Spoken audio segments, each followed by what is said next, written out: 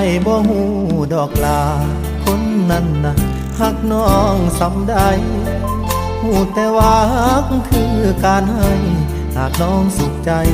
อายยอมทุกอย่าง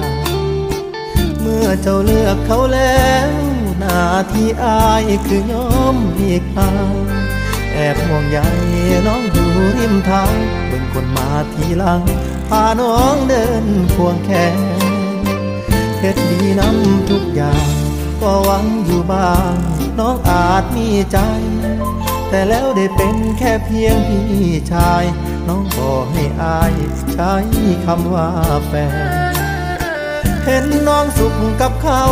ปานโปกยอดพาวใส่โพนดินแก่นแต่หากเจ้าเกินสิเครียดสิแค้นได้แต่ตอบแทนน้องด้วยคำว่าดีใจน้ำน้องลาด้วยน้ำตาอีกแบบหนึ่งคือหวังดีที่อยากส่งถึงจากใจดวงหนึ่งที่น้องเมินค่าบ่ได้เฮ็ดบุญร่วมชาติบ่ได้ตักบาตรร่วมขันกันมาเลยได้เว้าแค่เพียงคำว่า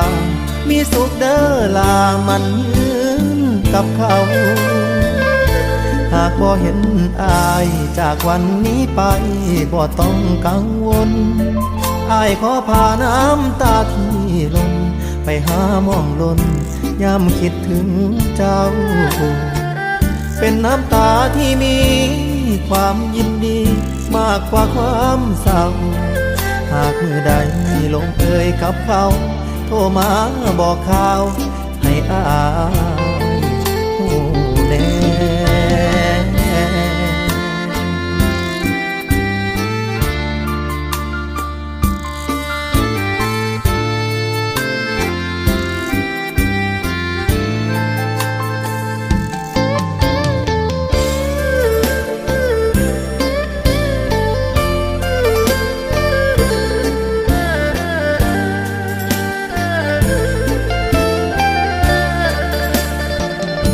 ใจน้ำน้องลา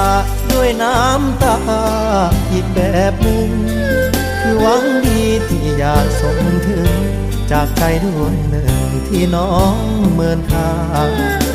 บ่ได้เฮ็ดบุญร่วมชาติบ่ได้ตักบาตรร่วมขันกันมาเลยได้เว้าแค่เพียงคำว่า